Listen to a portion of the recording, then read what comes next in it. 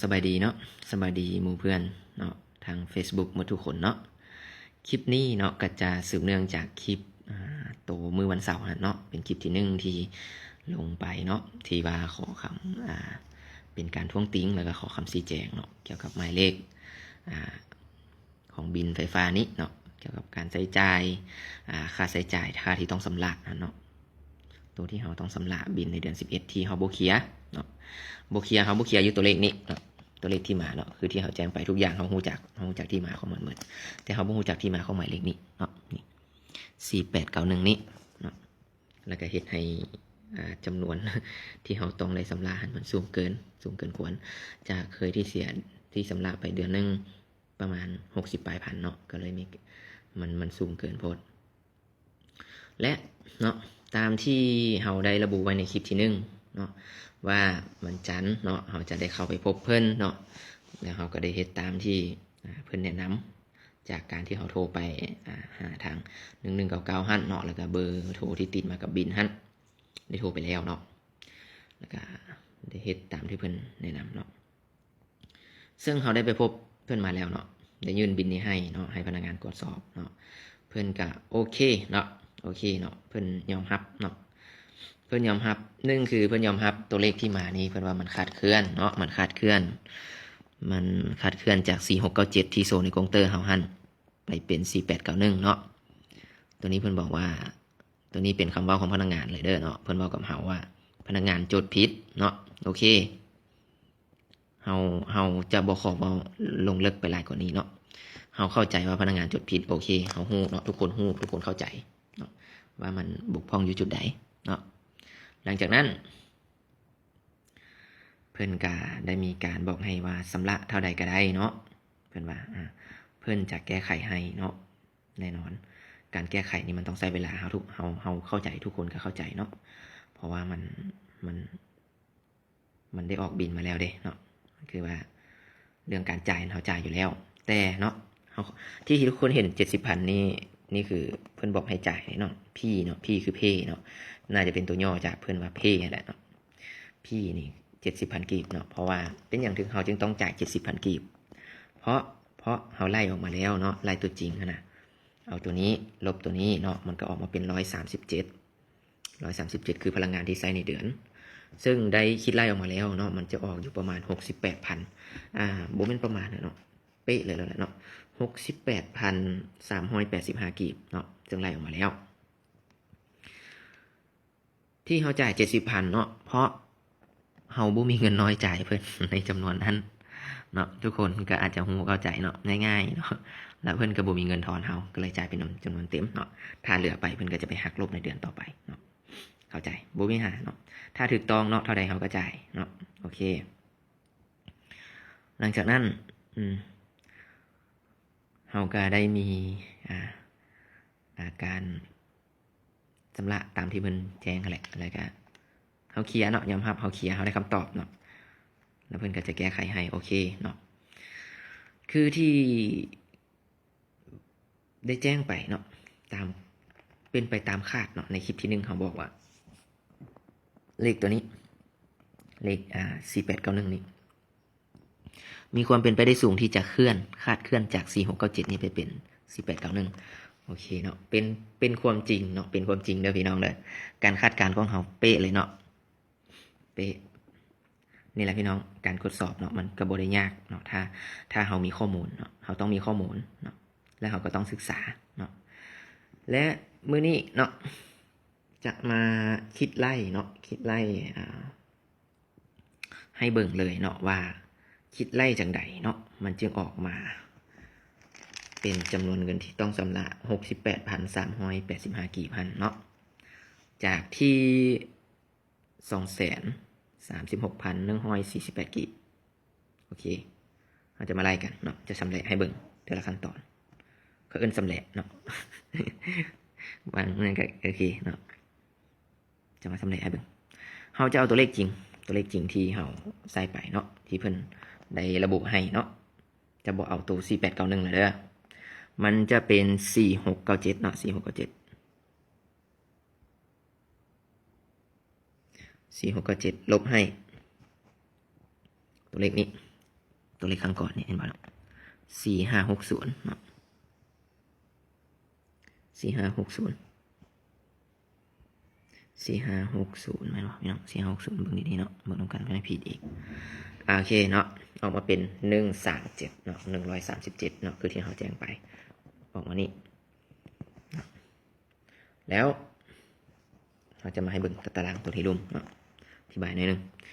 จาก0 5 25เนาะห้องรายละเอียดนี่เนาะพลังงานใส่ในเดือนเนาะ0 5 25ก็ตัดมา25แล้วเนาะเต็มเนาะเพิ่นจะไล่ในราคาเท่านี้เนาะเพิ่นจะคูณตัวนี้ออกมาเป็นตัวนี้แล้วเฮาก็เอาจำนวนเต็มเนาะ137เท่านี้มาลบให้25เนาะลบให้25ตัวนี้มันก็จะออกมาเป็นตัวลุ่มนี้เนาะทั้งหมดเนาะลบ25หมายถึงตัดเอา25นี่ออกโอเคเนาะ112ตัว112นี่มันจะมาแทนตัว125นี่เพราะนี่เนาะเพราะนี่ถือว่าจบเนาะเพราะว่าเพดานเขาจะให้มา150ถ้าว่าเพิ่มจาก112เนาะ120เนาะก็ยังนอนอยู่ในนี้คือเก่าเนาะยังนอนอยู่ในช่วงของ26 550นี่เนาะคือพวกนี้นี่เขาบ่ถึงเลยคือเขาต้องตัดออกเลยเนาะไอ้151 300เอียงเนี่ยลงมาทั้งรูปคือเขาต้องตัดออกเลยเนาะตัดออกเลยตัวจริงเนาะวันนี้เขาจะพามาคิดไล่เนาะเขาได้นี่มาแล้วเนาะเขามาคูณตามหัวหน่วยเพื่อนให้มาแล้วแหละนี่เขามาคูณให้414เนาะ414กีบเนาะคูณเลยเนาะ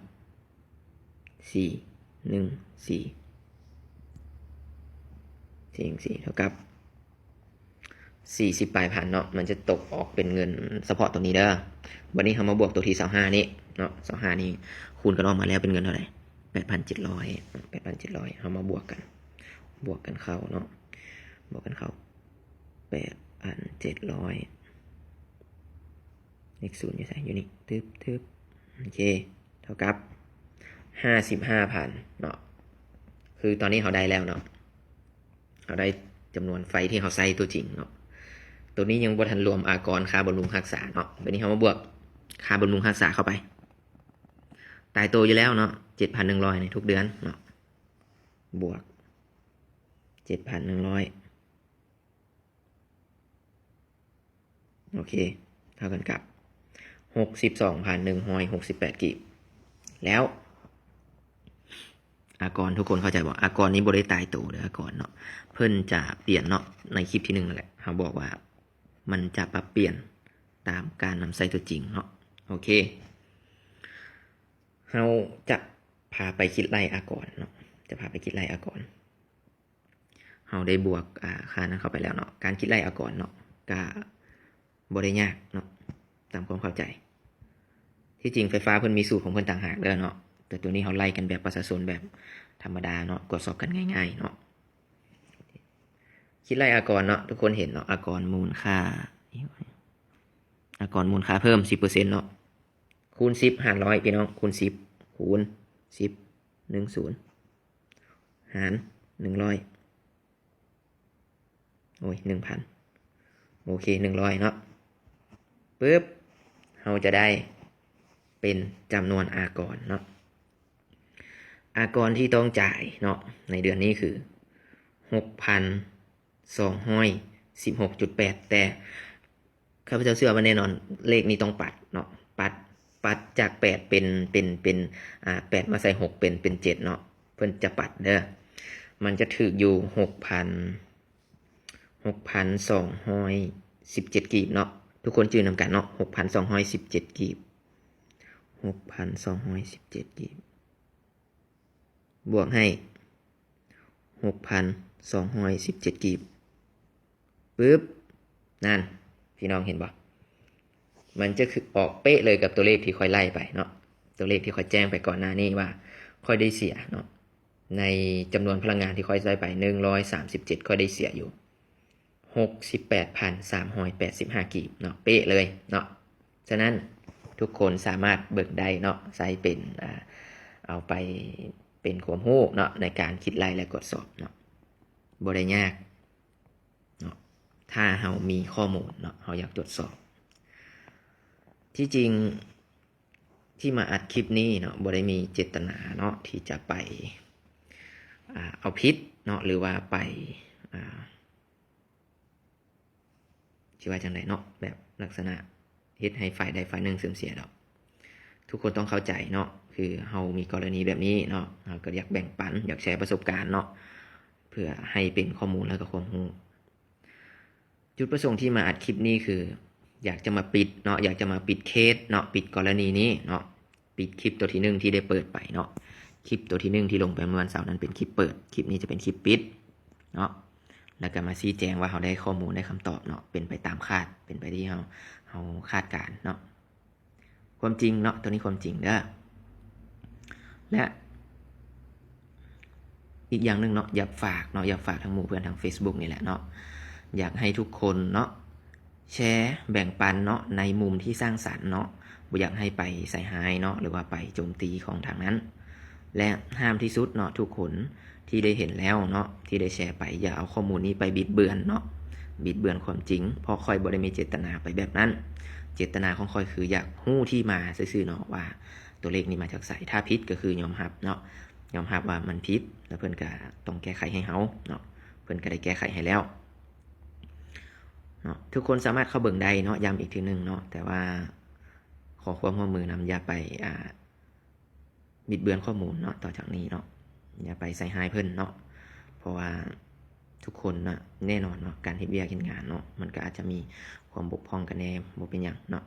การบกพร่องนั้นถ้าเฮากดสอบของฮู้เนาะถึกทวงติงมาเนาะเฮาก็พร้อมที่จะปรับปรุงแก้ไขเนาะเข้าใจเนาะโอเคเนาะก็สิฝากกันไว้ส่ำนี้เนาะสำหรับประเด็นนี้เนาะเคสนี้ถือว่าปิดแล้วเด้อพี่น้องจบไปแล้วเนาะถือว่าตกแล้วเนาะเฮาเคลียร์แล้วเนาะเคลียร์แล้วเนาะเฮาได้รับข้อมูลแล้วความจริงแล้วเนาะหมายถึงว่าทุกสิ่งทุกอย่างมันแจ้งแล้วเนาะทุกคนเข้าใจเนาะถ้าทุกคนอยากรู้เกี่ยวกับจุดใดก็ให้ถ้าจะคอมเมนต์เนาะคอมเมนต์ได้เนาะคอมเมนต์ในความในแนวคิดที่สร้างสรรค์เนาะอย่าไปคอมเมนต์แบบไปใส่ให้ไปด่าอันนี้ขอห้องนำเนาะขอห้องนำอย่าไปด่าเนาะถ้าว่าอยากรู้ข้อมูลใดก็สามารถอินบ็อกซ์มาได้เนาะเฮาก็บ่ได้เก่งถึงขั้นนั้นดอกแต่ก็ถ้ามันบ่ถูกเฮาก็ต้องได้มีการกดสอบท้วงติงคืนเนาะแม้แต่กรณีน้อยเดียวเนาะเฮาสงสัยนี่เฮาสามารถกดสอบได้เลยเนาะสงสัยกดสอบได้เนาะแต่ว่าเฮาต้องรู้ข้อมูลที่มานะโอเคเนาะสำหรับกรณีนี้เนาะย้ำอีกทีนึงเด้อปิดแล้วเด้อเนาะทุกคนห้ามไปแชร์ต่อห้ามไปวิพากษ์วิจารณ์เนาะในด้านที่เสียหายเนาะเฮ็ดให้ทางค่อยเสียหายหรือทางนั้นเสียหายเนาะคนที่เอาไปวิพากษ์วิจารณ์คนนั้นจะต้องยอมรับกับการกระทำของตนเองนะเนาะเพราะว่าทางเฮาบ่ได้มีเจตนาแบบนั้นเพราะว่าทางเฮาได้ระบุไปในคลิปแล้วเนาะทางเฮาได้แจ้งไปในคลิปก่อนที่จะลงแล้วว่าเฮาอยากแชร์ประสบการณ์เท่านั้นเนาะจุดประสงค์ของเฮาเนาะว่ามันเกิดขึ้นจริงเนาะ